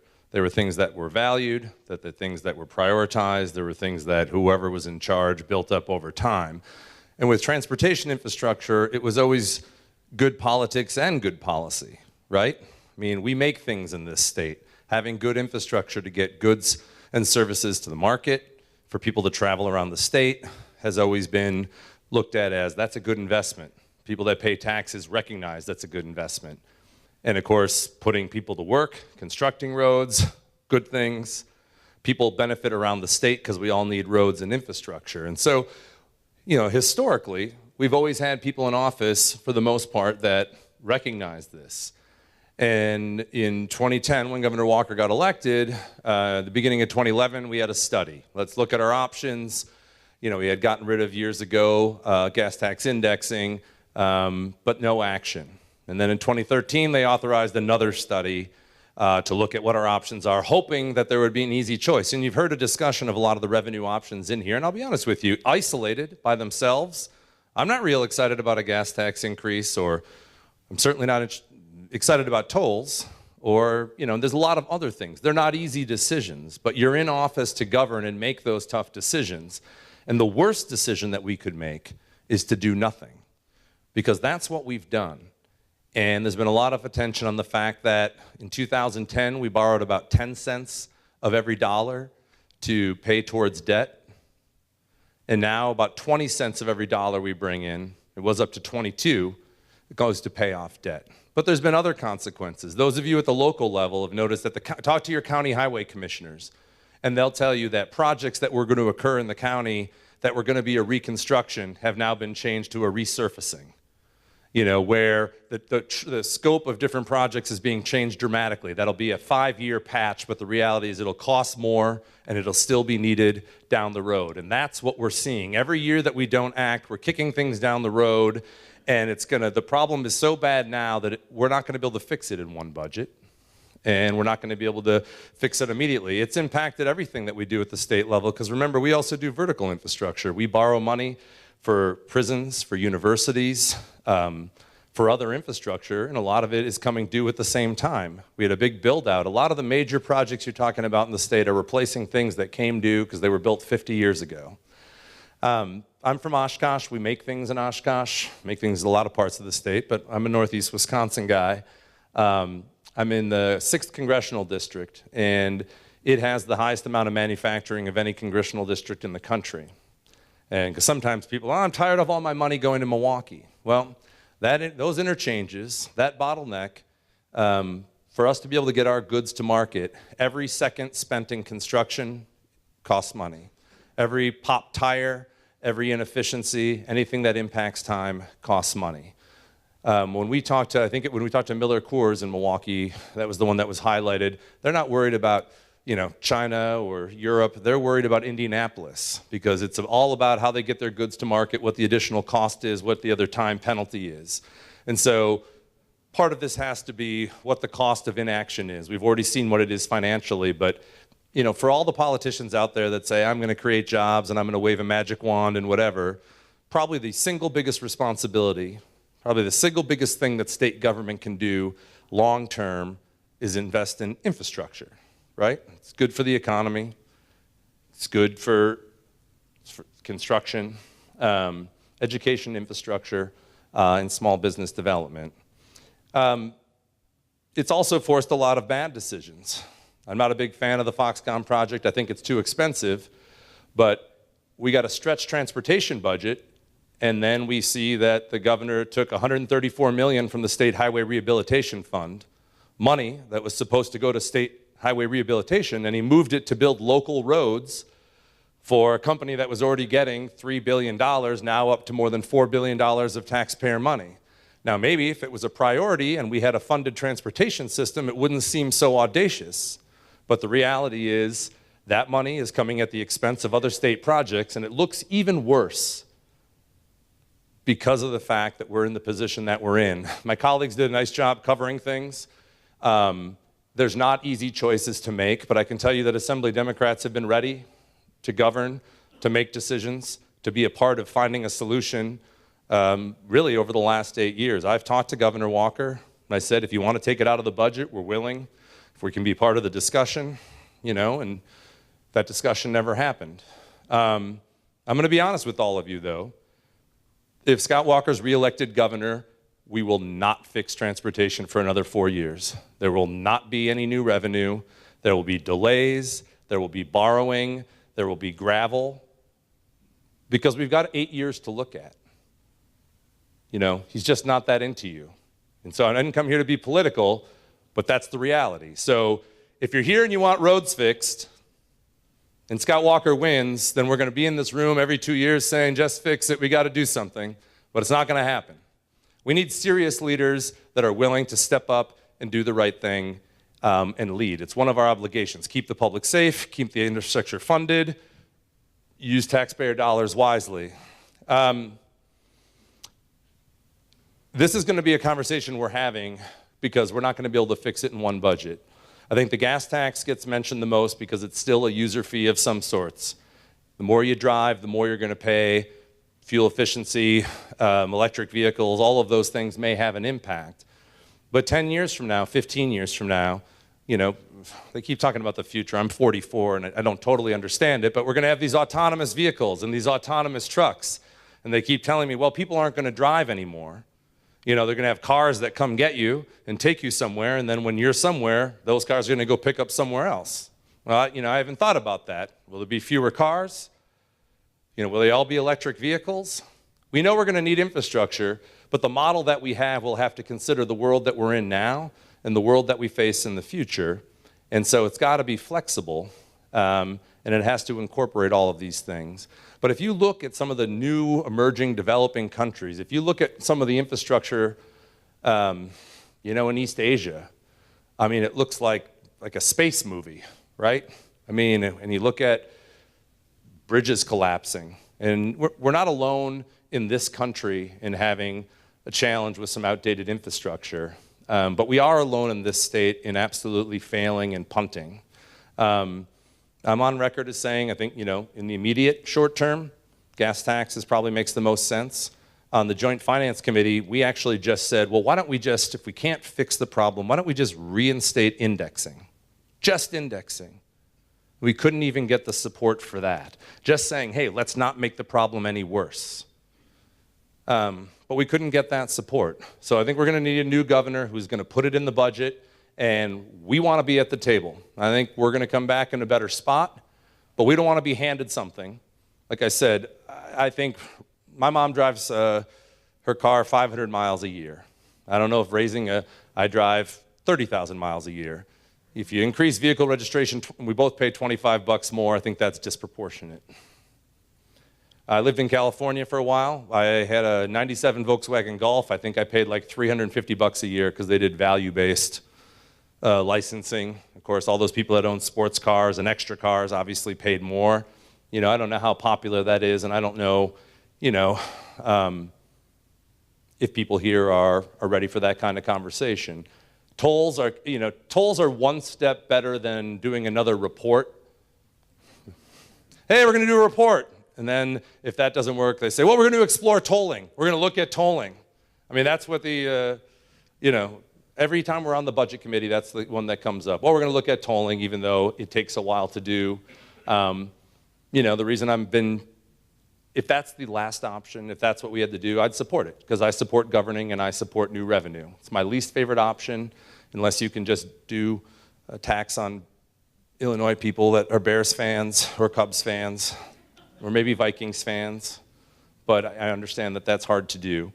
So we got to think about these things in terms of what are our current needs. Let's not make the problems worse, and let's long-term make sure that whoever's in power, all of the stakeholders are a part of the discussion about the costs of action, about having a modern transportation infrastructure, local roads, state roads, that meet the needs that we know we're going to have out there. You know, what the costs of doing that look like, and then what the costs of not doing that look like. Because I know when you change the scope, when you delay things, they get more expensive, there's cost. You've seen the different costs associated with vehicle maintenance and those things. Those costs are real. But if we can't say we want people to come to Wisconsin and want to live here in a state that's the 15th oldest state in the country, and say, hey, well, we've got the 6th worst roads in the country, and by the way, we have brutal winters, and we've had 300-year floods in the last 10 years. So, I mean, we need to be realistic about our state's image, what we're saying to businesses that want to come here, what we're saying to people we want to move here, and know that it's not going to be fixed in one budget. It's not as simple as a gas tax that might be good in 2018, but not as good in 2027. But we need serious lawmakers and a serious executive who understands their obligation and responsibility to adequately fund things. It is a revenue. You don't need me to break it down. We're here for a reason. But you know, we could make the stripes further apart, and that's not going to balance the budget.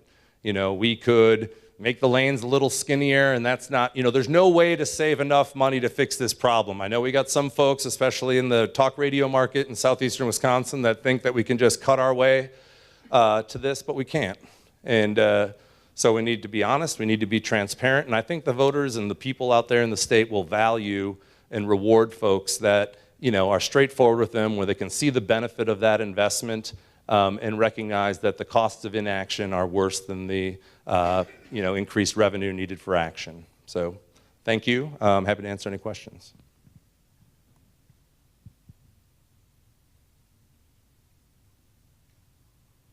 I won't take it personally. I'd go fourth. There were a lot of good questions. Thanks a lot.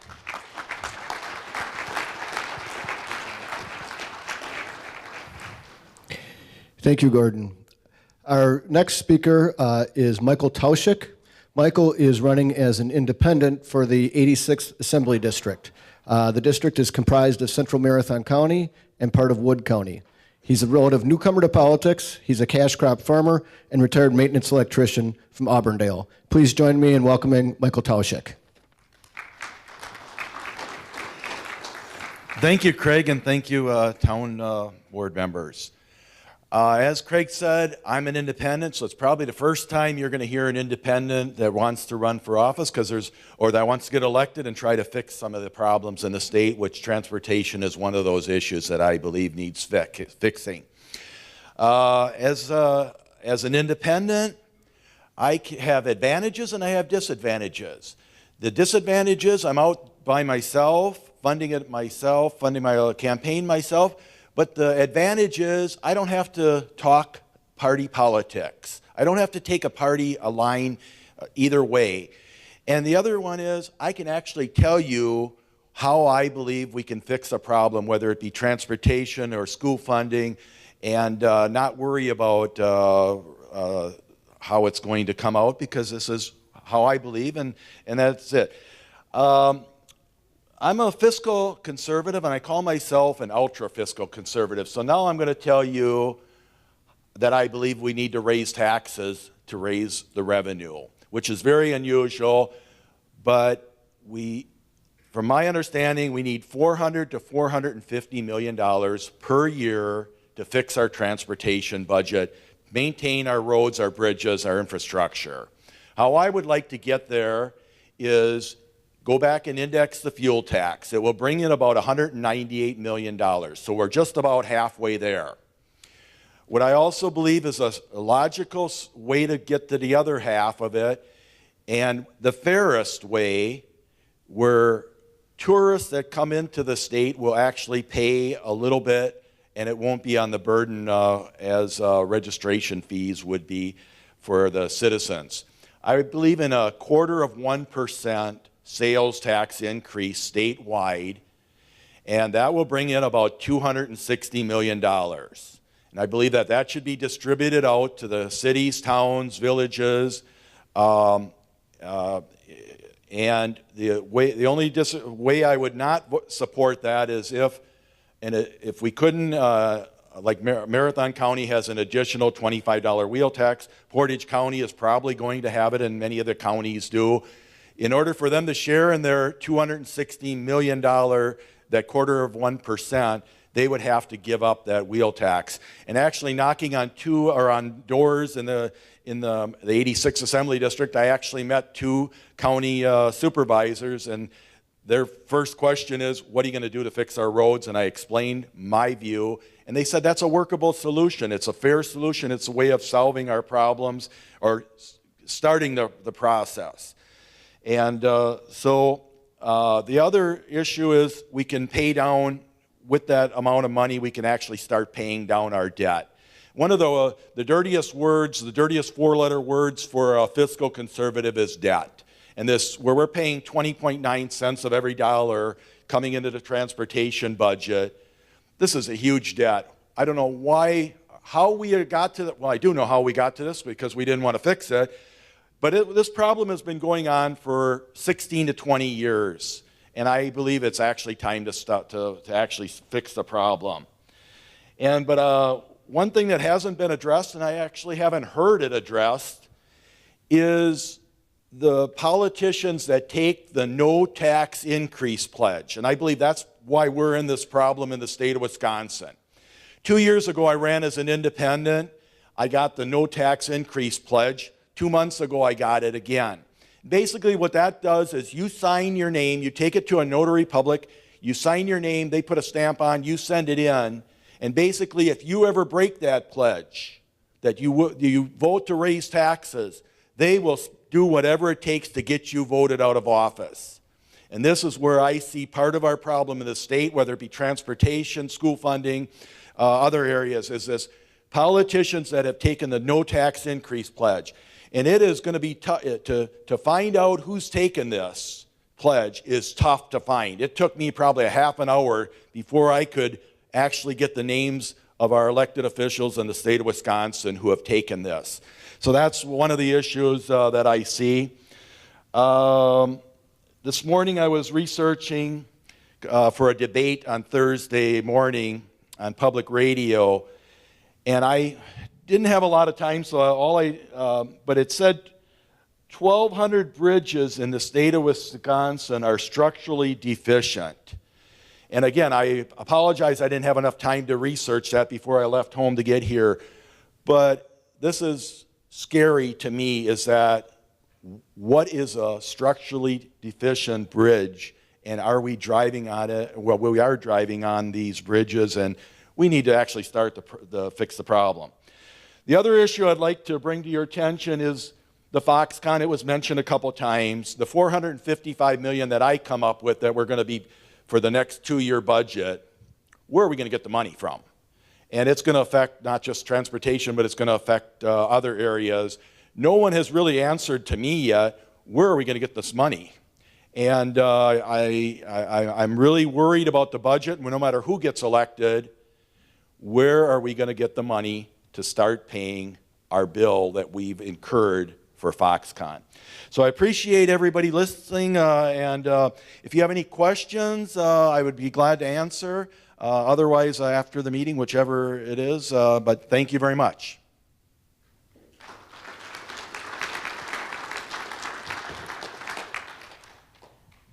Thank you, Michael. And our final speaker of the day, and I appreciate your patience, and he came from a long way to be here, is Chris Meyer. He is a candidate for the 34th Assembly District. He's a Wisconsin native. He's been an educator for 24 years and is an Army veteran. Please join me in welcoming Chris Meyer.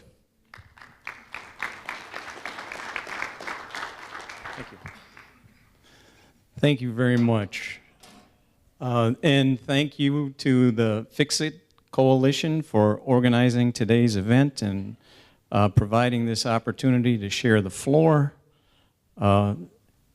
As Craig just mentioned, I was a... Can you hear me in the back? Okay. As Craig just mentioned, I was a classroom teacher for 24 years, 16 of which were in a small rural school district in northeastern Wisconsin in Vilas County. So this conversation that we're having right here, it reminds me so much of conversations that I was part of regarding school funding issues, particularly for rural schools. And we were the proverbial canaries in the mine shaft, if you will, when it came to school funding. We had to go to referendum very early, and while I was in the district, we did that 5 times. So I became very much involved in school finance issues and played a leadership role in organizing a statewide coalition of bipartisan rural stakeholders. And what we did was we were able to get sparsity aid into the state education budget back in 2007. It's been there ever since, helping our rural schools. And so when I hear this conversation about bipartisanship and collaboration, that's where I come from when it comes to solving issues. And so I applaud that conversation. I'm Chris Meyer, and I'm running for state representative for the 34th Assembly District. So we're talking Vilas, Oneida, Florence, and Forest counties, way up north there, past Highway 29, past Highway 8, etc. We're probably one of the most rural districts in the state of Wisconsin, and our roads really matter. We don't have a lot of public transportation up by us. Since I announced my candidacy in April of this year, April 29th,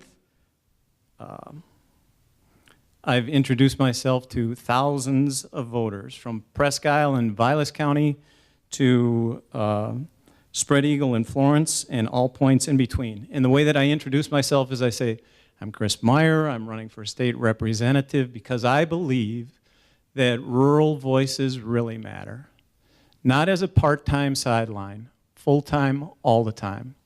Our campaign's about local issues, not outside interests. Practical needs, not politics as usual, and taking care of our folks right here at home. And then I ask them if they'd like one of my cards. And more often than not, they say, sure. And it has our campaign information on the front and the back, but then they open it up. And on the inside, we have a Badger and Packer schedule.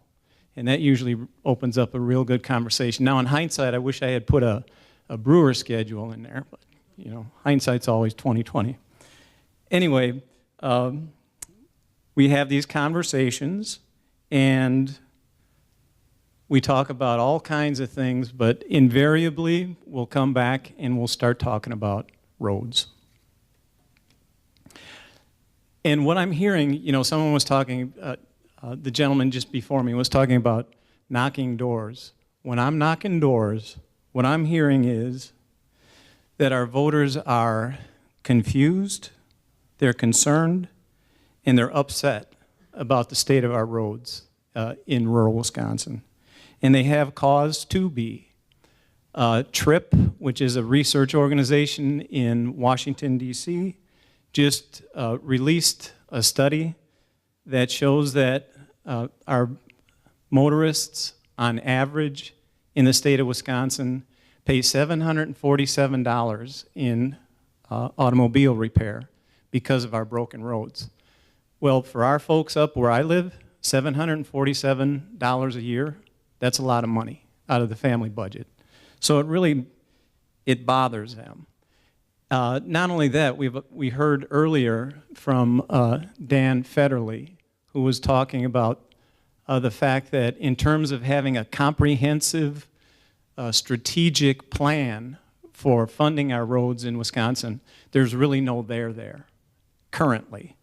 And, but thanks to Just Fix It and TDA and their organization, their commitment and expertise, well, I know there's a better way forward for transportation policy in Wisconsin. And it's already been referred to several times, and what I'm talking about is the Keep Wisconsin Moving report.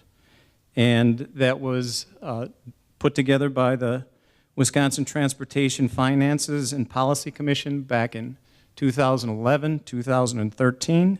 It's sound, it's responsible, and it's a sustainable plan for our future safe and efficient state transportation system. As state representative, I'll use it as foundation for my approach to transportation policy.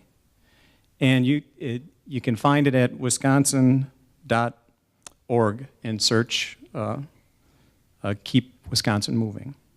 And I'll just close here. We have a long tradition of paying it forward in Wisconsin. In the past 5 years, we've been passing it forward in terms of adding to the debt our children will pay for this problem. We can do better. It's time for a change, and thank you. So.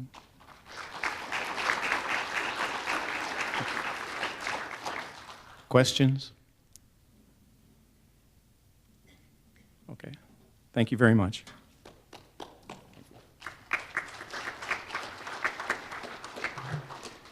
Thank you so much, Chris. And thanks to all of you for staying through this. Again, there's so many people in this room that you're the reason I think this issue has been elevated to the point it's at. And and appreciate you taking the time out once again today to do this.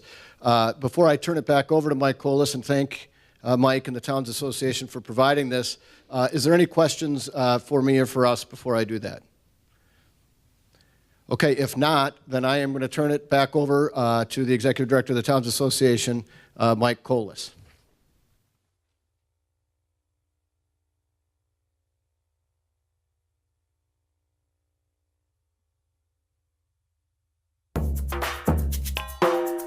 Campaign 2018 is sponsored by Wisconsin Hospital Association, Wisconsin Counties Association, Wisconsin Realtors Association, Marshfield Clinic Health System, AARP Wisconsin, and Campaign 2018 partner Milwaukee Journal Sentinel.